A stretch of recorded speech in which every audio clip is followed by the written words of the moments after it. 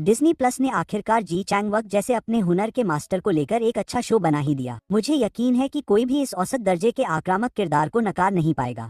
Production company कुछ वाकई खराब शो बना रही है, खासकर इस साल, लेकिन द मैनिपुलेटेड कम से कम ठीक ठाक है।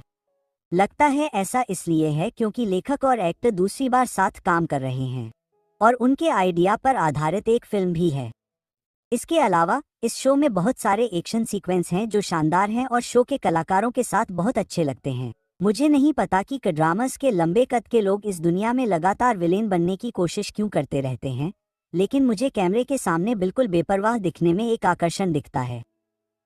बेशक छोटे कद के किंग डियो भी खुद में कम नहीं हैं और उनकी हंसी भी दिलचस्प है, लेकिन शो का आखिरी एपिसोड निराश नहीं करता। हालांकि इसने हमारे मन में कुछ सवाल छोड़ दिए, तो इस वीडियो में मैं उनमें से कुछ के जवाब देने की कोशिश करने जा रहा हूं। तो चलिए स्पॉइलर वार्निंग के साथ सीधे फिनाले पर आते हैं।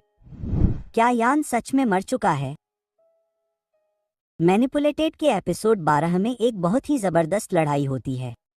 ताई जंग यान की हवेली में घुसता है और पहले डीएक्सयू और फिर यान से लड़ता है। युआन को जेल से छुड़ाने के लिए डोक्स की एक शर्त थी कि उसे ताई को मारने की इजाजत होगी, लेकिन जब उनका आमना सामना हुआ तो तेजुंग ने अपनी नील गन से उसे और उसके गुंडों की फौज को खत्म कर दिया। मुझे नहीं पता कि यह कितना यकीन करने लायक है कि तेजुन ने 2 अलग अलग मौकों पर गुमनाम गुंडों पर दर्जनों कीलें दागी और उनमें से एक को भी नहीं मारा। लेकिन लड़ाई के आखिर में जब युआन चोंगरी द्वारा बंधक बनाए गए यूनी के साथ आता है तो डोक्सू अभी भी जिंदा है लेकिन जमीन पर तड़प रहा है। उसके शरीर पर कई जगह चाकू से वार किए गए हैं। युआन ताइंग को एक ऑफर देता है, डोक्सू को मार दो और वह यी को छोड़ देगा। जवाब में ताई जंग ने अपने हाथ में पकड़ा चाकू गिरा दिया और यान से कहा कि वह उसे जाने दे। यान ने डिस्प्ले स्टैंड से कटाना निकाला और देओएक्सू के पास गया और उसके चेहरे पर एक घिनौनी मुस्कान के साथ उसे उसके दुख से बाहर निकाला। देओएक्सू को वैसे भी मरना था। ताई जंग ने यहाँ युआन के सामने झुककर अपने हाथ साफ कर लिए। इसके अलावा इसके तुरंत बाद यह पता चलता है कि यान के पास यूनी के लिए बड़ी योजनाएं हैं। वह उसे तेजुन की हत्या के लिए फंसाना चाहता है और उसे जेल भेजने के लिए उसे जीवित चाहिए। यह स्पष्ट है कि वह कम से कम कुछ समय से इसकी योजना बना रहा था, क्योंकि उसकी 100वीं मूर्ति कथित तौर पर उसके आधार पर बनाई गई है।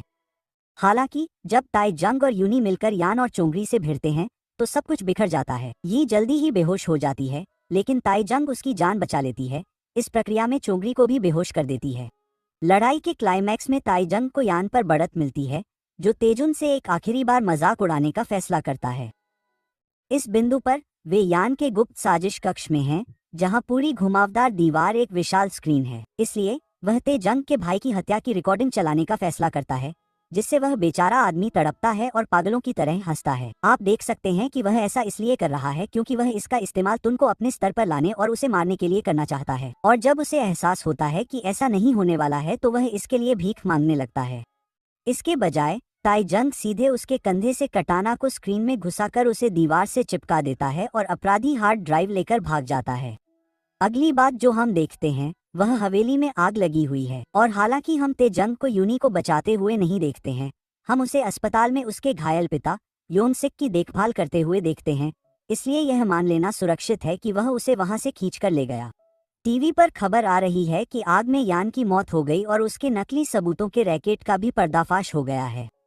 दुर्भाग्य से खबर हर लिहाज से सही नहीं लगती, क्योंकि यह साफ हो गया है कि डोयोंग की कार दुर्घटना शो में मौत का एकमात्र नकली मामला नहीं था। एपिसोड के आखिर में जब सभी किरदारों को हैप्पी एंडिंग दे दी जाती है तो हमें एक परछाई दिखाई जाती है जो एक कुर्सी पर बैठी है और एक बड़ी दीवार के आकार की स्क्रीन को घूर रही है, जो साफ तौर पर कुछ साजिश रच रही है। यह समझ में आता है कि जो आदमी सबूतों को नकली बना सकता है वह अपनी मौत को नकली बना सकता है, खासकर तब जब ताइंग से लड़ाई के बाद सभी गुंडे बेहोश पड़े हैं। कौन कह सकता है कि उसने उनमें से एक को जिंदा नहीं जलाया और उसे अपनी लाश के तौर पर पेश नहीं किया? यान ने जिन निर्दोष लोगों को जेल में डाला था उनका क्या हुआ? यह तथ्य कि एपिसोड 12 में नीलामी आल की 100वीं मूर्ति के लिए थी, यह दर्शाता है कि यह धोखाधड़ी कितने समय से चल रही है। जुंगुन 99 निर्दोष लोगों में से एक था जिन्हें सलाखों के पीछे भेज दिया गया ताकि अमीर और ताकतवर लोग अपनी जिंदगी ऐसे जी सके जैसे कुछ हुआ ही न हो। शुक्र है कि चालाकी से भरे इस संसार में कोरियाई न्याय व्यवस्था इतनी परिपक्व है कि वह ये स्वीकार करती है कि उससे गलतियां हो सकती हैं और ऐसा लगता है कि युआन से जुड़े सभी मामलों की समीक्षा करने के प्रयास किए गए हैं। ताई जुंग यान की हवेली में इसलिए आया था ताकि सभी छुपे हुए सबूतों को इकट्ठा किया जा सके, न कि बदला लेने के लिए युआन की हत्या की जा सके। हम नहीं जानते कि क्या वह मामले की समीक्षा के लिए सूची में पहले नंबर पर था, लेकिन दूसरी बार उसे मिले निर्दोष फैसले से उसे आखिरकार खुशी हुई। उसका नाम बरी हो गया है और हम उम्मीद कर सकते हैं कि ऐसा ही दूसरे निर्दोषों के साथ भी हुआ होगा। हालांकि उनसे उनके जीवन के कई साल छीन लिए गए हैं, उनमें से कम कुछ ने आत्महत्या कर ली है। चालाकी के अंत से पता चलता है कि उचित समर्थन के साथ अपने जीवन को फिर से बनाने में कभी देर नहीं होती। 6 महीने बाद ताई जुंग अब युंग बी योंग सिक और जेल जाने से पहले के अपने कुछ पुराने दोस्तों के साथ एक रेस्टोरेंट चला रहा है। यह एक व्यस्त लेकिन खुशहाल जीवन है और ताई जुंग हर दिन थका हुआ लेकिन चेहरे पर मुस्कान के साथ खत्म करता है। संभवतः योंग ने अपने दोस्त की मदद करने के लिए अपनी इलेक्ट्रॉनिक्स मरम्मत की दुकान बंद कर दी। तेजुन को रेस्टोरेंट के बेहद खूबसूरत बगीचे की देखभाल करते हुए कुछ शांति मिलती है और हालांकि हमें रोमांस नहीं दिखाया गया है, यह बहुत स्पष्ट है कि युन को उससे प्यार है, लेकिन वह उससे बहुत छोटी है। मुझे लगता है तो शायद यह भाई बहन जैसा रिश्ता है। जब चाहुआन उससे मिलने आता है और उसे एक पौधा देता है जिसकी देखभाल टोंग ने जेल में की थी, तो यह एक आशावादी बातचीत है। वे अब दोस्त हैं और पौधा जेल की कठोर परिस्थितियों में जीवित रहने में कामयाब रहा, इससे पहले कि उसे आखिरकार रिहा कर दिया जाए। खुद ताई जुंग की तरह मुझे लगता है कि यह कहना सुरक्षित है कि चाहुआन अब जेल के लिए काम नहीं करता है, लेकिन वार्डन के बाहर आने के बाद एक मौका है कि उसे भी पदोन्नति मिल गई। हम केवल यह आशा कर सकते हैं कि अन्य जीवित कैदी तायुंग के पास मौजूद कुछ के करीब कुछ खोजने में कामयाब हो जाएं, भले ही यह मुश्किल हो। क्या दूसरा सीजन होगा?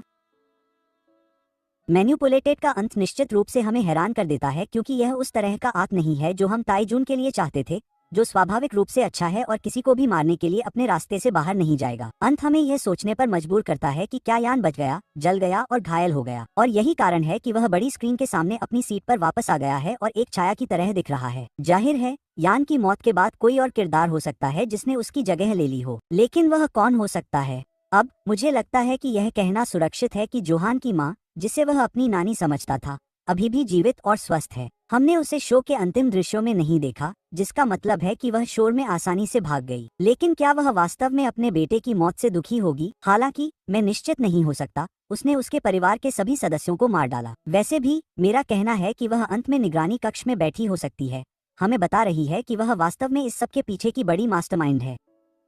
वैसे भी हम उसकी बैक स्टोरी के बारे में ज्यादा नहीं जानते, तो अगर दूसरा सीजन नहीं भी आता है तो भी उसके बारे में एक स्पिन ऑफ आने की संभावना है और वो कैसे अंधी हुई, लेकिन अभी तक कोई आधिकारिक घोषणा नहीं हुई है। तो हो सकता है कि ये हमें अंत में भटकाने के लिए हो। इस वीडियो को देखने के लिए शुक्रिया और नीचे कमेंट सेक्शन में हमें बताएं कि ये वीडियो कैसा लगा। लाइक बटन दबाएं और हमारे चैनल को सब्सक्राइब करें